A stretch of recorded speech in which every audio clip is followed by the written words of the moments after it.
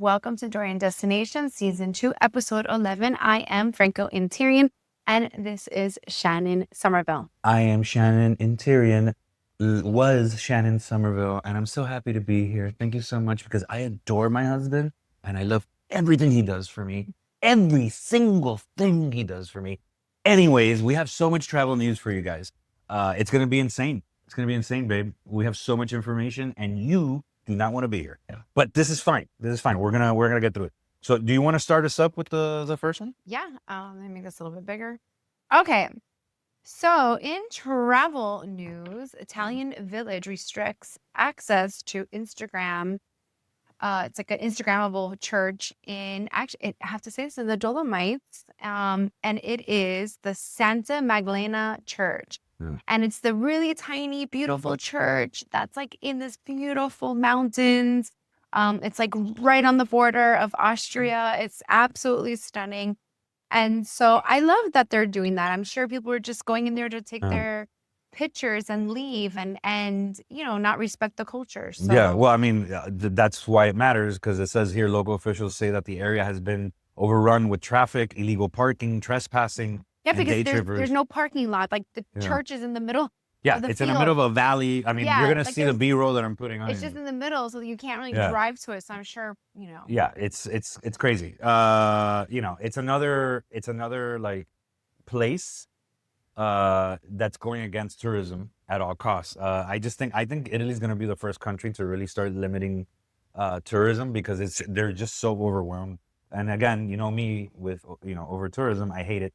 But whatever. I think it's a beautiful church that should be maintained. Yes, I concur. You concur. So we're gonna go to story 2 because somebody needs to go to bed. Millions of travelers can skip visiting the U.S. Yeah. Did you know that? Yes. Yeah, I did know that because the WTTC warned that a proposed expansion of U.S. social media disclosure requirements for some visa waivers could discourage international visitors. So because of the whole new crackdown on tourism and people coming in from other countries, the U.S. now, the mandate is they're going to go into their social media a little bit more, almost like a warrant, and check you out. So that's kind of discouraging a lot of people from coming. That's interesting. Yeah, so they say 1/3 of international travelers surveyed said they're likely to visit the U.S. if those changes are implemented. What do they got to hide? Once again, Big Brother's like up in your business. But they've been up in the business. I know, but once the population said yes to social media, you just gave up your privacy. What if people are coming here that are not using social media? I know people that don't use social media. Who, the monks? Like who? I just, I just. Awesome. I love the debate. I love to debate with you. When you do like Muppet, the guy you're like, oh, so what do you think? You start talking like Beaker. Love it. Great. That was a great debate. I'm glad you guys saw that. That's how our arguments are in the house. Babe, you're wrong. And then she always wins it. I don't know how, but anyways. I'm going to say the last story because you really need to go to bed.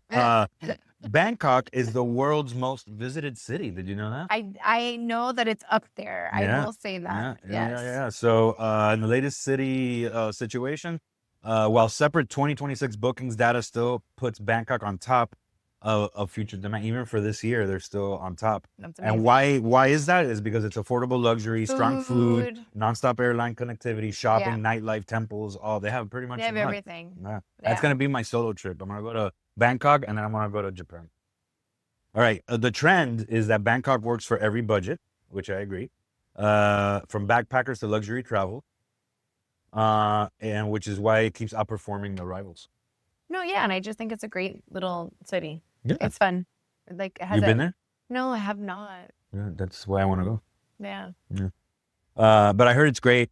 I heard it's crazy. A lot of traffic, a lot of people. Yeah, but but they're also like, it's not just traffic. It's like people on bikes, people in the little rickshaws, people walking around, people in cars. Like, it's just massive. Yeah, I just want to eat pad thai all day. Yeah, I want to go and just eat like street food. No, I just want to eat. Like eat. And then like look at the temple and look at like whatever god they worship. It's great. So that was news of the week. I hope you guys enjoyed that. Segment 2, babe, fact or fiction. I need you to lower that. You already know the first answer? No, I just saw something about Hawaii. That's all I saw. Okay, ready? Fact or fiction? Yes. Maui Key in Hawaii is taller than Mount Everest when measured from its underwater base. I'm gonna say true because that's what You say fact or true? Because our segment is fact or fiction. It's not true or false. I'm just try to keep brand. I know, but it's the same thing. But you should keep on brand, you know? I think that's a fact. Yes, very good. You're right. Yeah, because they're known for like all those volcanic islands and they have to start below because the tectonic plate.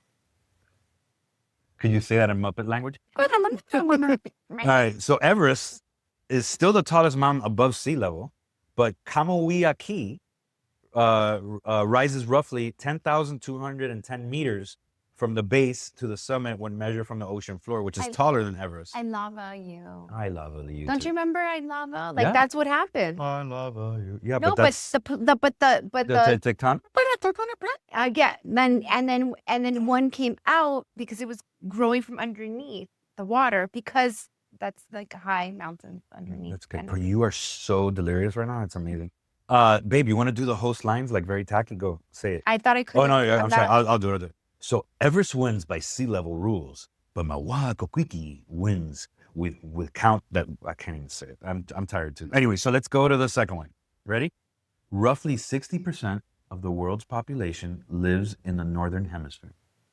60% in northern hemisphere. No. Let me repeat that because you did not get the full thing. Roughly 60% of the world's population. Didn't I just say that? No, you went 60% northern hemisphere. Like you completely cut off. Most people live in the northern hemisphere. I'm that's- gonna say true. No, it's first of all, are you saying true or are you saying fact? Like I don't know what you're saying. Fact or true? If it's true and it's fact. So it's fact. It's fact. Okay, and so it's no, true. it's fiction. You're wrong. It's much closer to 90% than 60.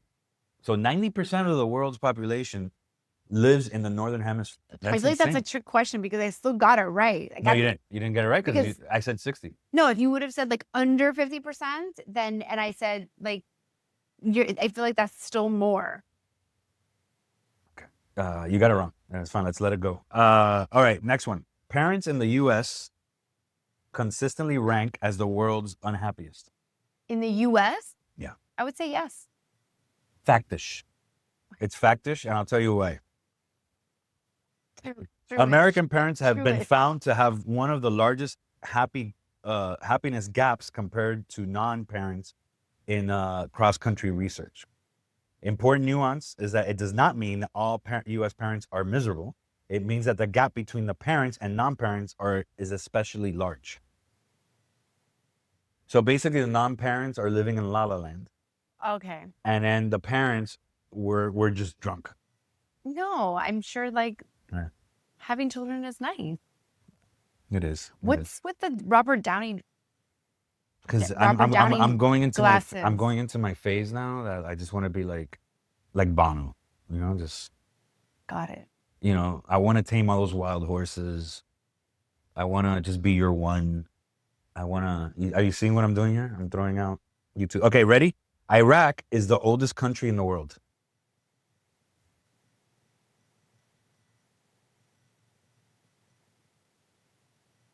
I'm gonna say true. I'm sorry? Fact. No, it's fiction. Which one is? Correct context, civilizations in Mesopotamia were among the oldest in human history. Oh, But if well, you're talking that's about Greece. one of the world's oldest recognized ancient states civilizations, Egypt is the commonly cited with origins of 4th millennium BCE and unification around 3,100 to 3,150 BCE. Yeah, Egypt. Wow. And you're going there. I am. It's I'm excited September. for you. Thank you. Yeah. You could tell them that. I know you guys are the oldest. All right, ready? Yes. The Statue of Unity in Gorgongant, India, Okay. is the tallest statue in the world, standing at 579 feet. No. False. You definitely need to sleep. It's fact. Really? Yeah. It's the tallest statue. It honors Sardar Patel. Okay. First of all, how do you give the first name Sardar? Middle name is Sabahala Are we done? I want to read No, Vala, look, read this. Valahabhanidhani Patel, and it stands 100 and, Valahab yeah, how do you say that? Hai. Whatever. That guy. Yeah, 797 feet. So let's go to segment 3 where I get it's 5 to travel tips of the read. week. Okay, I'll This is a start. good topic. I want you to All right. take charge. So, travel tips. Reach out before you start panic booking. When should you reach out? Oh, but it doesn't say when. There's no when. When should you reach out to your travel advisor? Oh, okay. So when should you reach out to your travel advisor? Reach Yeah. out before you start panic So booking. tip 1 is Reach out before you start panic booking a complicated trip. But Yes. this happens all the time. Yeah. So can I give like my no, please. Okay. This is So recently I've had a surge of clients and I have noticed that many of them I've already started booking. I don't know what I'm doing. I'm so overwhelmed. There's so much information. I'm overstimulated. I do not know where to start. Here's what I have. I get a lot of that. I get a lot of that. I used to do this so much when I was younger. I used to enjoy it, but now I don't enjoy it anymore because there is so much information, but they've already started some kind of idea. So I always like to say, if you can find a travel advisor that you mesh with and they're listening to you and they're able to help you, I think you need to use them, especially when it comes to large groups and multi-generational needs. Yeah. Even like I get for bachelor parties, bachelorette parties for cruises. You're talking about 10 cabins, 2 in this room, 4 in this one. That's a lot of information for one person to process. Yeah. But that's what we're here for. And we have systems to do all of that. We can help. And I just feel like Well, it says here, like, why is it important? Like, don't panic when it's a complicated trip. That's the best time to get a travel advisor. Not when you're going to the Bahamas for a week in the same Right. hotel. No, like, hire us when you have you want to do multi-city, complicated, big group, multi-stop Euro trips, safaris, honeymoons, expedition and you're cruises. moving around a Yeah. lot. That's a lot Yeah. of logistics. Yeah. And I get a lot, like I get a lot of overwhelmingness. Like, oh, I thought this, and also too, a lot travel advisors travel, so they've either been there, done that, have information. So I just feel like you should reach out before, and like everybody else, reach out when you've already realized it's too complicated. Yeah, and to your point, the travel advisors have connections in those cities that you're going to. They have vendors that those vendors want to work with those travel advisors. So you're going to be in better hands than you panicking, you just getting a list from Google or ChatGPT or whatever. I also have gotten, I booked this whatever, but then when I went to go book something and it was available, and now it's not available. So a lot of times, since we have boots on the ground, we can call a different supplier and get that same tour. So, Could I give an example? Yeah. Okay, so why you should have a travel advisor. She had a client, and I jumped in and helped. She had a client where it was booked through VRBO. And Okay. which travel advisors can book. Yes, we can. And what's crazy is when the client arrived, they had no access to the room. They could not contact the manager of that property. So we called. They called. And normally, and I just want to add this. Normally, if it was just a couple, they could just roll over to a little cafe, get a little coffee, drink. But they were moving their daughter that was doing study abroad. I think they had about 8 luggages for 3 people. Yeah, it's so crazy. they were not mobile. Like they weren't there. Yeah. So what's crazy is that you have an elderly person, you have like 3 people with a lot of luggage. And then, so because she booked it through VRBO, we called VRBO. We did our due diligence for the client, where basically in a matter of just a few minutes, we got them a new hotel. We got them a taxi to get on their way. Like, those are things that when you're in that situation, you need a backup. And that's exactly what it is. And especially if it's complicated, like a cat in your podcast.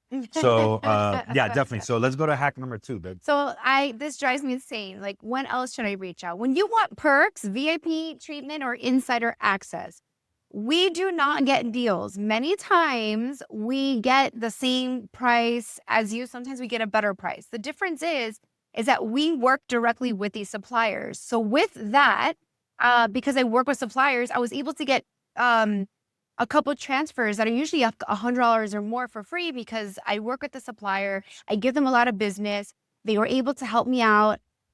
Perks, VIP treatment, send bottles of champagne to the room.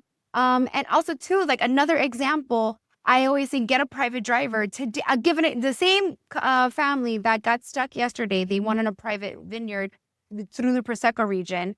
And not only did the driver help them out and brought them to other places, gave them a list of like all these gluten-free restaurants, they had the best time, dropped them off where they wanted to go versus what the tour was supposed to say. Like all of those insider access. And now, I have a great relationship with that driver. So for me, that doesn't happen when you book things just like through a website. I think the best way to put it is, let's say you book it through online and you book it through a travel advisor, right?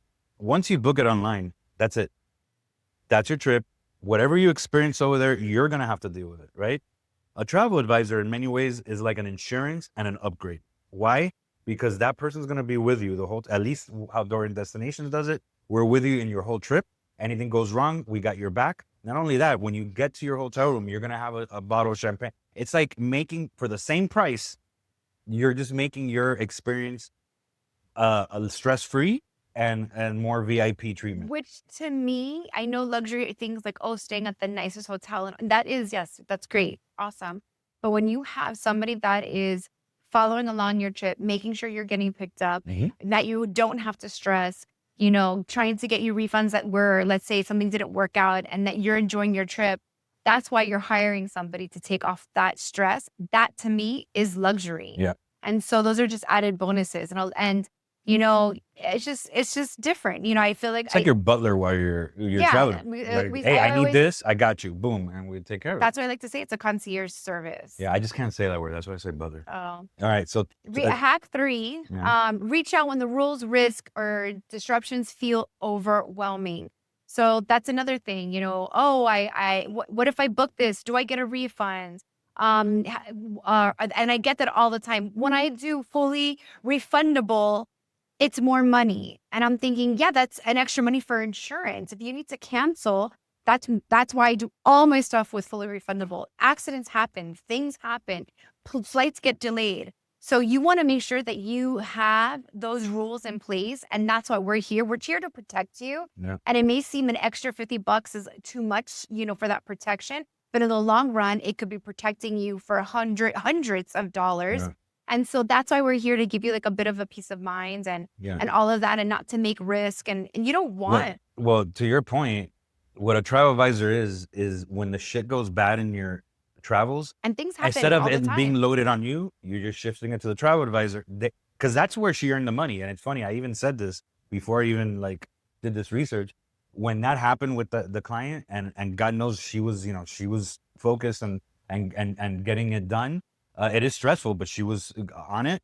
I told her, I go, now you're earning your money, because that's exactly that's what travel advisors are. When the shit hits the fan, we're there to clean it up, No, I sent them a bottle of wine, and and look, they had a beautiful day today. So for me, and they're sending me pictures, I was a little jealous, but those are just those things. So number 4.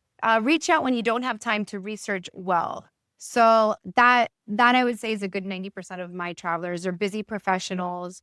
They're working and they don't have the time to do the research. And a lot of my clients are repeat clients, which to me says a lot. Hey, I don't have time. This is where I want to go. And I do the work for them, and I know where they want to stay, the type of stays that they want, the type of tours that they want. And for me, I think that's where I excel. I have the time to research, because that's my job, is to research, and I actually enjoy it. Yeah. And I do. Today I had another client. They were like, "Oh, I used to do this all the time, and we're doing a cruise and this and that, but now there's 7 of us, and I don't want to do it. Like, I don't want to do the research." And I'm like, "Yeah, I got you. Like, whatever you need, and give me a couple of days and I'll get back with you some answers." And that's my job, right? It's and it's worth every penny, I'm telling you. All right, so the last one, Babe? is reach out when you're trying somewhere new or spending serious money. Yep. 100%. I will have the answers. Advisors all should have the answers.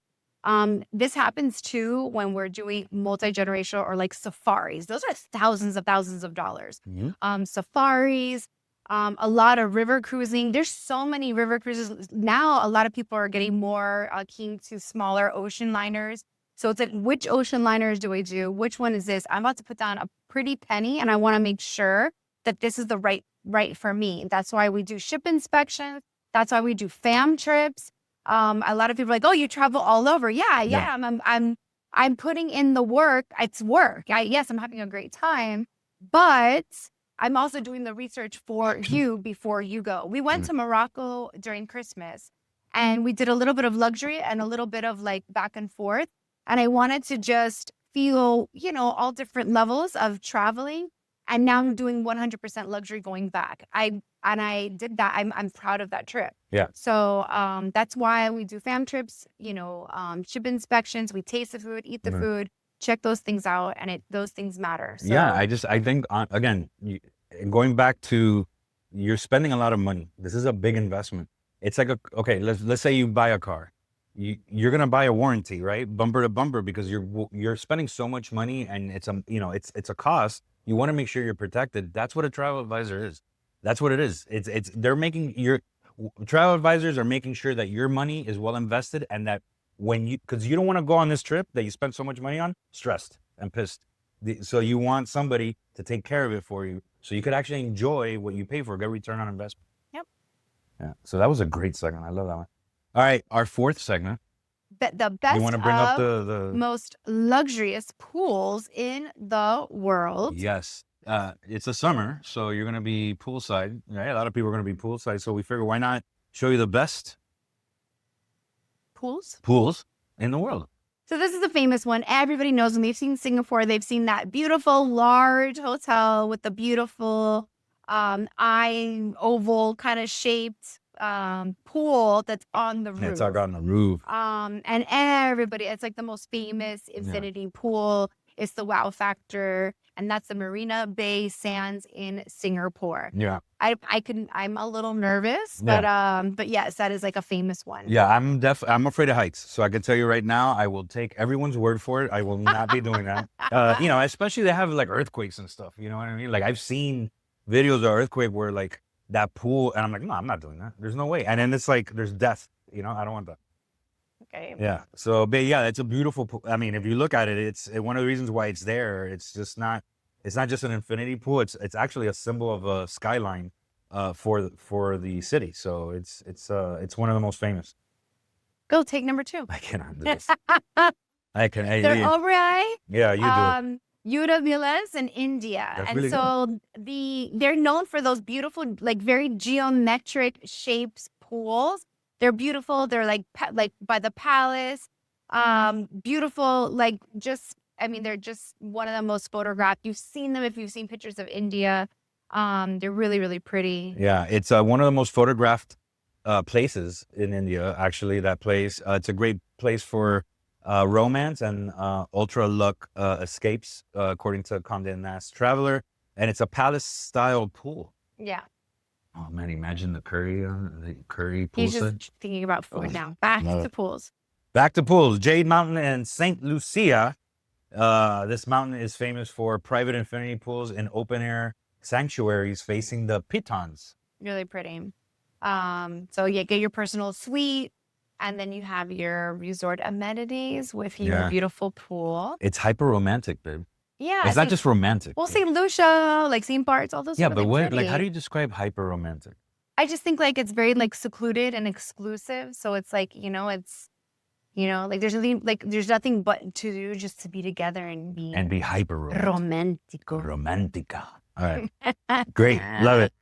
It's a splurge destination for honeymooners and luxury travelers. So next one, babe. So everyone's familiar with the beautiful the Ubud, Indonesia hanging gardens of Bali, and those pools that they have there that are inside all of those beautiful little little huts and beautiful houses that are on the cliff, and then everybody knows that they put all the petals in the pool Yeah. that say congrats on your wedding, and Yeah. Or Dali nobody puts dale. or Dale. No, they don't do that. But it's really pretty. The jungle, they even have like the little canopy net that's outside overlooking the jungle. Yeah. So So you really can look at the pretty. peasants in the jungle. No, and- what's wrong with Yeah, you? I'm just playing. I'm playing. Why do you I'm just playing. It's a jungle edge infinity pool look. That's what I'm saying. Basically, and then one of the most recognizable pool, resort pool images in Bali. Yeah. Yeah, that's great. You want to do the last one? So this is in the French Riviera in Beautiful. France. Hotel du Camp Eden Rock. So it's beautiful, cut into the coastal rock of the cliffs there in the Riviera. And it's just really pretty. It's Yeah, like it's classic old money. Yeah, that's like that whole Riviera. Like Yeah, really you know. nice. I mean, I think these glasses go well there. Okay. But what I love it's a legendary, not just hyperly romantic, but legendary seawater infinity pool, which I love seawater infinity. Like I love salt. Yeah. So, which is great. It's iconic French Riviera pool, timeless glamour over trendy spectacle, and luxury travels love it for the status and atmosphere. Love it. I love it. I love I it. hope you enjoyed that. Go to the poolside this summer, please. Now, this is our hot topic. Let's do it. Hot topic.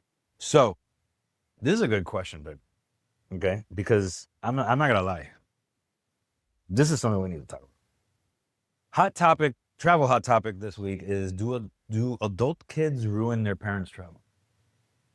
I mean, Like I'm talking about like adult. I'm not talking about like early 20s or like like I'm talking about like you're older, you're retired, you want to see certain things, you want to do certain things because you're probably gonna die soon, so you want to see certain things, right? You have a goal, you have a bucket list, and then here comes in your freaking adult kid saying, "Hey, you don't know what you want," and then like you know what I mean?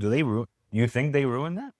yeah, I think adult children now have their say, right? And I'm sure now they're flipping part of the bill, so they want to make sure that they're enjoying their trip too. And I understand that when their kids are younger and we're paying for everything, they don't really have a say, right? Because it's what we want, it's our money. But yeah, I have noticed that I'm dealing with parents that are having this vision in their mind of this beautiful trip. And then, you plan something and then all of a sudden everybody's giving their 2 cents. And there are 3 different types of travelers and maybe the adult children are not, they have more of a budget than the parents do. And I see a lot of, it's a little overwhelming. And then I feel bad, for the parents because, here they are, pacifying their kids because they want to make the best of their trip. And they also want to travel with their kids. So they're going to make their kids happy. So they put aside what their feelings are and what they want to do to appease their kids. Yeah. So, I see both sides of it, and I get it. I'm not gonna look. I'm sorry, but the older I get, like I want to do this. You don't want to do it. I'm gonna do it. Like for example, when we took my dad to Italy, right? The first thing I told him, we asked him, what is like your bucket list in Italy? Well, like, what do you want to see? What did he say? I want to see the Colosseum because he loves, gladiators. What do? We took him. You know what I mean? Like we adapted our trip. Like what I like the way we travel is that we try to understand everybody's like bucket list or Right. what they want to see. But I in do this that with trip. my clients too. I always Yeah. say like, who's traveling and what are your must sees, right? Yeah. I think that's important because you want to make everybody happy. And so, and not everybody is going to be happy, right? There's how many times we've been to Italy and there's been things that I've wanted to do and I don't do them because you're trying to make everybody else happy. So it's going to happen. But that's why for me, when you're doing multi-generational or traveling with adult children that and everyone to see something, you may want to extend that town a little bit longer. Yeah. So then that way everybody gets to do what they want to do. And honestly, you don't have to do everything together. Yeah. Like that was another thing that we were having in Rome. There was so many of us that it was overwhelming. And I opted my ticket, like I gave it away and I was fine being in Rome by myself. It was so Yeah. overwhelming. So I think that's something else too, that it's okay to, we actually disappeared one morning in Rome. Like, let's just go have breakfast together. Yeah. We snuck out of the hotel just to have a moment. We don't have to do everything together. So if there's a day and the kids want to do one thing and the parents want to do something else, it's okay. That's allowed. There's no rule that you have to be stuck together. I just think that what I'm seeing is that, like, okay, I mean, we're talking about the sandwich years, right? So people that are in their 40s dealing with older parents and younger kids, it's difficult, right? Because when you try multi-generational travel, you have to keep these young kids happy, but then you also have to kind of like understand that, these elderly might not walk as long, might not so you have to plan the trip where you could accommodate the elderly, but also entertain the young, and then also try to find some time for you where you do what you want to do. So it's difficult. I get it. But at the end of the day, the way I see it is, my father, how often does he travel? He doesn't travel often. If I could give him that, I'm going to give him that. Like, that's why. And again, I tell him there was a trip that he wanted to go with us to, I think it was the cross country. Yeah. And I told him very bluntly, I go, there's a lot of walking, hiking, going up and down mountains. You can't, unfortunately, you cannot do it. And for us to go to a hotel and just stay there, there's nothing to see. So, you also have to be kind of honest too, with your parents when you. Yeah, I just, it makes me sad when I have parents that, like, this is what they want to do, and then, you plan this beautiful itinerary and then it gets run over, and everybody has something to say. And, I see it happening often, because I deal with so many different types of clients and stuff. So it's a lot, it's hard. And you want to make everybody happy. But you can't. But you can't. And especially if you're older, and like I said, and I'm not trying to be cruel, but like the older you are, less time is more valued. Right. You get me? Because you have less of it. So if you want to do something, you've like, it's almost like you've done the time. You've done the time. So you deserve to go see that. You get what I'm saying? Like, these younger people have more time to go see it. Right. Well, that was like what was said. I was, with a client, I was just like, well, you are paying for it. And, what do you want to do? And, there's some nice parents out there, I'm a little mean sometimes. And so it's hard. I get it, and at the end of the day, you don't want to get into in between family dynamics and stuff. And no. But I think the ultimate thing here is that if you are an elderly parent and there's something you want to do it and put yourself first. It's okay if you put yourself first. There's and again, there's ways to accommodate your adult children and all stuff, but you need to put your place, what you want to see, because again, like I said, time is valuable. And if this is an opportunity where you're able to see what you want to see, take it. Because when's the next time you're gonna go? Yeah. So that was a good hot topic. I like that. Yeah. And I think we're done. Thank you so much, guys. Subscribe, like, comment, send our information to the feds, whatever. Just make sure you keep following us. I love you, babe. Thank you for sticking it out tonight. And ciao, Wakalao. We're done. I'm exhausted, and I'm going to sleep for 3 days. Good night.